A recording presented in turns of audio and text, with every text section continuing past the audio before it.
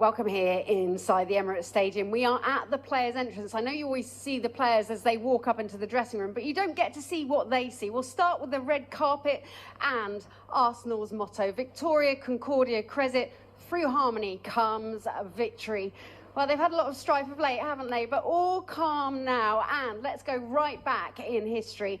And this is the first thing you see. This is a time capsule of everything taken from Highbury, placed here on the 28th of October 2004 when the Emirates was completed. Some really lovely moments. An image of the clock from the clock end, a picture of Ian Wright's celebration after his record-breaking goal, a signed shirt from the then first team squad. Lots of lovely mementos from those glory days at Highbury. The team photo, we're going to whiz past that because they might need it updating. But this is very significant. This was the very first match on the 22nd of July 2006. Dennis Bergkamp's testimonial. Why is that significant and intimidating to Burnley? They are yet to win a match in the top flight here at the Emirates. In fact, you have to go back to a time before any of the players in the team were even born, before even I was born. In fact, are we getting all the way back to Gunnosaurus times? Not quite. 1974 in Highbury was when Burnley last beat Arsenal in the top flight. Now, they don't need any more reminding of this club's illustrious history either, but league champions, FA Cup winners, League Cup winners, European Cup winners, and then the men that Burnley are going to have to beat again. Of course, there is a lot of focus on Mesut Ozil and Sead Kolasinac and what involvement they will have today. For security reasons, we'll let you know that all a little later. You've had 7 wonderful years at Chelsea, but in your mind, is this the end now? I think so. I want a new challenge, like I said last year after the World Cup, but didn't happen. So now it's between the both club. So I will see. I'm still waiting, like you are waiting, like the fans they are waiting. So we'll see in a couple of days. What's your message to Chelsea fans? If this is it? I love them. The part of my family. I will always support Chelsea. You know. So yeah, I don't know if it's a goodbye, but if it's a goodbye. Thank you for these 7 years. Yes, it is the news that all Real Madrid fans have been waiting for. It's the news that all Chelsea fans have been dreading. Marina Granovskaya of Chelsea has said yes to Real Madrid. The move for Eden Hazard to Real Madrid has been signed off in the last 20 minutes. The final details have only got to be sorted out now. I can't confirm the actual figure of the deal. That's going to be performance related, both for Eden Hazard's performance at Real Madrid and Real Madrid's performance in both La Liga and in Europe. But the deal is done. Eden Hazard is a Real Madrid player, bar the final dots and details. That's kind of the emotion that come at the end. I'm not going to lie, I was holding back the tears because it's like, I used to pay to play football. What? 12 years ago, I was paying £10 a week to play football. And yeah, now I'm going to be in the FA Cup final.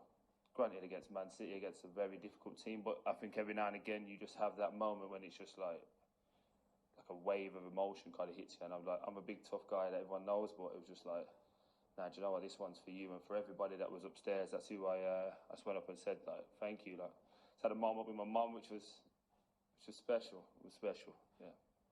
It's wonderful to hear, Troy. What would be your message then to anyone that's thinking of giving up this game, that thinking the dreams can't happen? Do you know what? It's not just this game.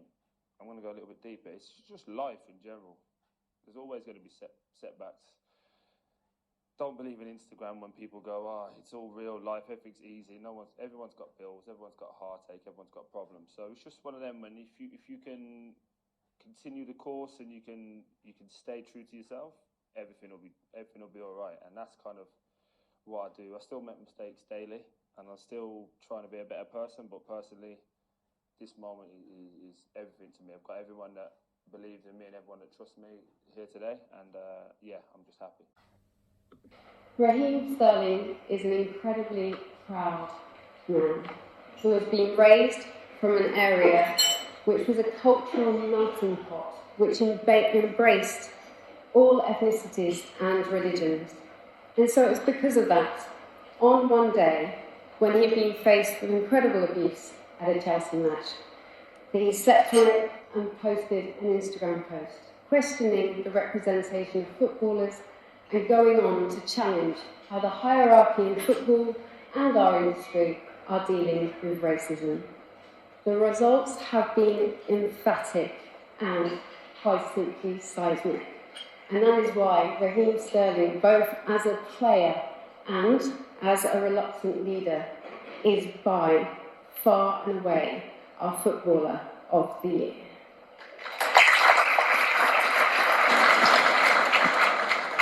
Is it sinking in? Yeah, kind of. It's looking at that. I'm not really an emotional person, but looking at that was pretty nice, and made me smile. You're up there with the greatest in the game, and I know Steven Gerrard is such a big influence to you about setting an example, but up there as well in terms of all the legends in this game. What does that mean to you? It's an honour, really, to see the players on the wall, and the players before me that's won this award.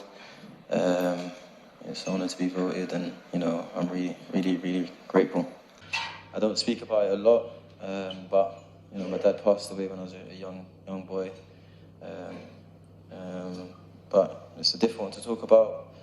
But sometimes I'm sitting before games, before the World Cup, and just little moments like that. I just wish he could see me on the pitch, and but it's the way it is. But forever, I always love him.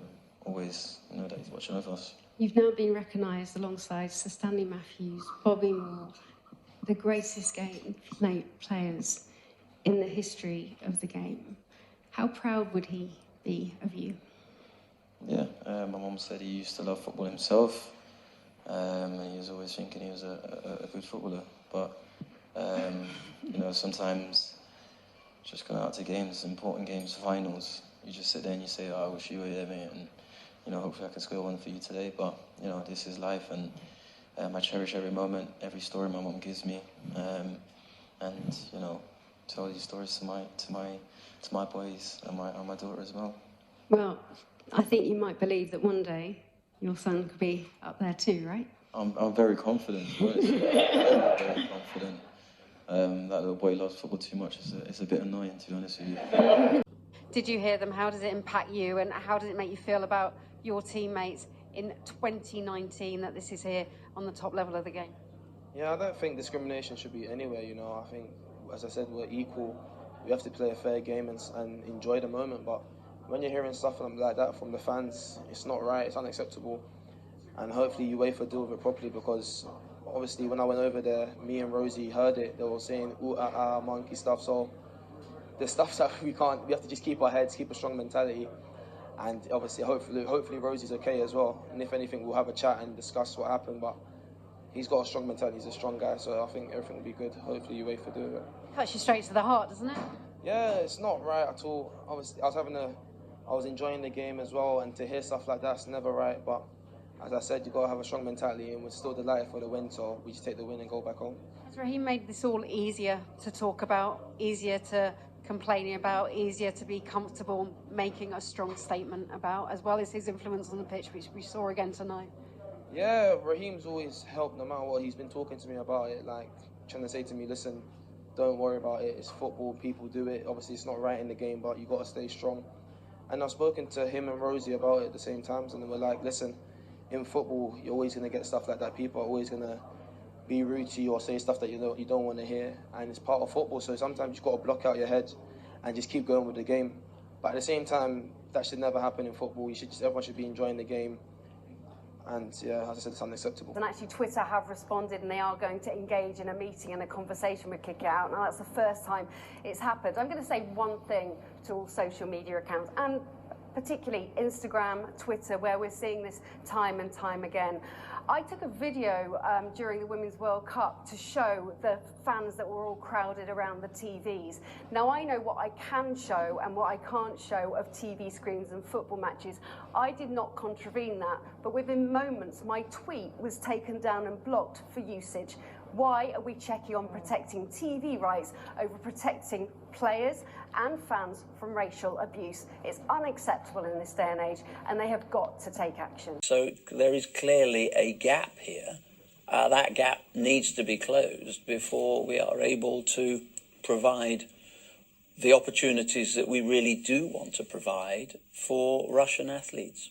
Your criteria is clear, so at present, unless they change, there can be no way back in for Russia. Is that correct? That is correct.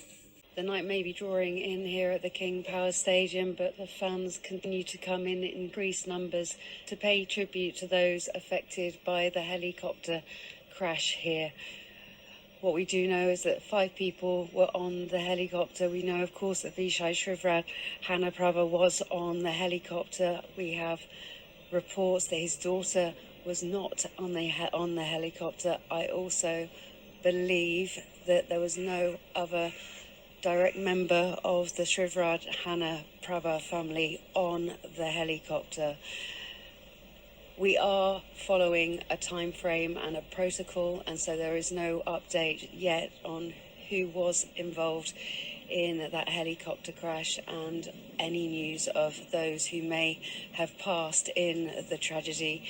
I believe that time frame is mainly to make sure that the relatives are told and informed, and make sure that that is absolutely verified and confirmed before the information is released to the media. Now, the players didn't train today, and I actually believe their cup fixture on Tuesday is very unlikely to take place.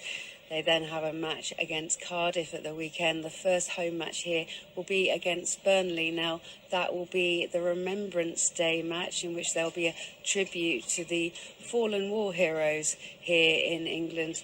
That will be perhaps a moment to remember those affected by this tragedy here at the King Power Stadium. And it's a very difficult situation, but particularly for the families, and real concern about a club still going on seemingly regardless. Yeah, it's a strange one, really, because we all, I grew up sort of hearing so many great reports about Crewe, and and Crewe have always been like a very popular club, really. But I just feel like during this whole story, they've massively let themselves down.